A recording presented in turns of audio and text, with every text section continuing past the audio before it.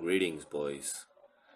I have been learning a new hobby lately, which I wanted to pursue since a long time, but finally I have got time to do so. So I have started going to guitar classes 2-3 days ago. It is a way that I felt will be a good idea to invest my time and money, as guitar is also a way of meditation and making that mind and body connection. And this I have experienced by playing the basic tones again and again on my guitar. The more I play, the easier it is getting for me. The same applies to achieving your goals. The more you put in, the more you get out of it. So that's it, what I wanted to discuss about what I have been doing lately in my life. And I also wanted to say a big thank you before I start with today's video topic. So, it has almost been 1 year of work that I have uploaded on this channel. And I have received my first payment from Google AdSense and a ton of knowledge in this 1 year of YouTube. I have also been able to connect with a lot of people worldwide who share similar opinions with me and are very ready to discuss whatever they feel is a bit controversial. I feel really humbled to let you guys know about this. Now let's get back to today's video topic. This video is going to be about the sugar daddy phenomenon that has been going on around the world. But I will be more focused on India in this video and whether sugar daddies exist in India or not. Should you consider being a sugar daddy if you don't wish to marry? What's right and what's wrong, in my opinion? That is all I'm going to discuss in this video. So here we go.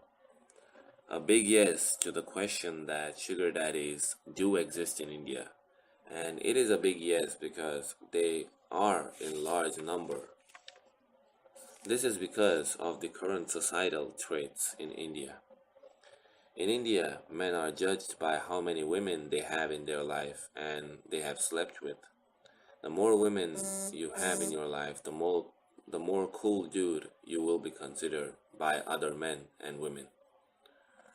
This situation has been created by huge consumption of Bollywood movies, as 90% of all Bollywood movies are based on love stories and romance. This is one of the reasons why I always prefer Hollywood movies which are based on science fiction and real-life incidents. And I consider watching Hollywood movies is because, first of all, it improves my English, and second of all, whatever I have seen when I was a child in science fiction has somewhat been a reality in today's time. Because if we consider a movie that was released in the 90s, which is called The Matrix, you will see today that some of the techs or technologies that you see in that movie do exist in today's reality. Some people will ask me, Truth, why do you hate Bollywood so much? Guys, I don't hate Bollywood, but Bollywood itself does some shitty things on a daily basis that will itself make you hate them. Don't believe me? Check the articles down in the description. Now let's move forwards. So sugar daddies do exist in India, and these men are influenced by TV and printed media in doing so for women. And believe me, sugar daddies in India are uglier than any other place in the world. This is because, as you must have noticed, majority of Indian population does not look after their health and physique. Like, I will consider from my generation the ability or the need to maintain your mind and body posture has been influenced, and we are the first generation of Indians that I would consider are more health conscious than they have been in any other time in history. So that tells me that women don't give a shit about your looks unless you have tons of money to spend on them. I believe as a person that no one must be a sugar daddy because the educational expense in India is really high in the private universities. And intelligent women will not feel the need to get or hire a sugar daddy for her because she will do good. If she's intelligent, she will get good grades and get a scholarship in a public university if she needs to. If someone really wants to help with education, then he must spend his money on another boy who is willing to work hard for his goals and is not getting the opportunity to do so. And as per the Indian law is concerned, the odds of you getting into a prison because of sexual assault, alleged sexual assault, is much more higher than anywhere in the world. I will discuss about the laws and how shitty they are in India in my next video. But for now, just don't be a sugar daddy. At least feed a needy. You would get blessings in return. I am basically friends with two sugar daddies in my life. They both are married and they are sugaring one girl each since 4 or 5 years. Their dilemma is that they are attracted to these sugar daughters so much that they want a baby from them. Now these are pure signs of beta males, but I can't help them whatsoever. You will ask why? Because I only believe in helping those who really need and ask me for help. But these two married men are in their own dreams, and their eyes are closed for now. I am damn sure that their girls are going to leave them as soon as they finish with their education and look for a guy in his 20s, basically a mangina and a beta male, who will look to marry her and settle with her dried up pussy that has been used by a 50-year-old man with his limp dick hanging around for 4 or 5 years in that woman.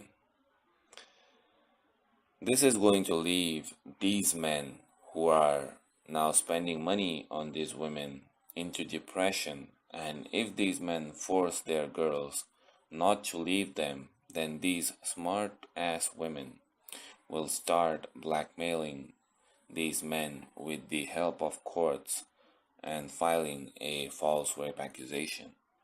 I have made a video in the past about the false rape accusations. Do check it out in my videos section. You will find it and you will come to know that 53.2% of filed rape cases in India are false. So even going close to a woman is hazardous to your health.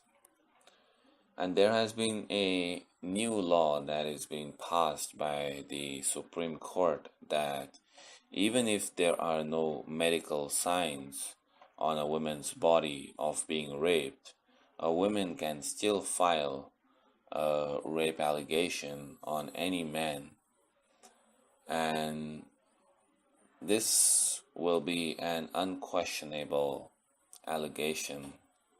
That means a cop cannot ask any questions to that woman whether or not she is telling the truth. This will ruin the man's family. Even his wife will divorce him when she comes to know about all this that has been going behind her back. So, in short, these men will literally be fucked. And both these men are really wealthy, in my opinion. They have a couple of good, expensive cars, and they live a life that is like a king with his crown. But soon all these things are about to end in a dramatic manner. That is what I see through my eyes in the future. So in short, these men are playing with fire. If an accident happens, such men will have no place to escape. So being a sugar daddy is a bad idea for any man. And engaging with women is even worse. So limit your interactions with women as long as they are not mutually beneficial. And also keep in mind the ill effects of you being around women, which is they consume a shitload of time and they don't offer any value in return other than their vagina. So if you are a struggling person and you want to pursue something in life, then hanging around women is not a good idea.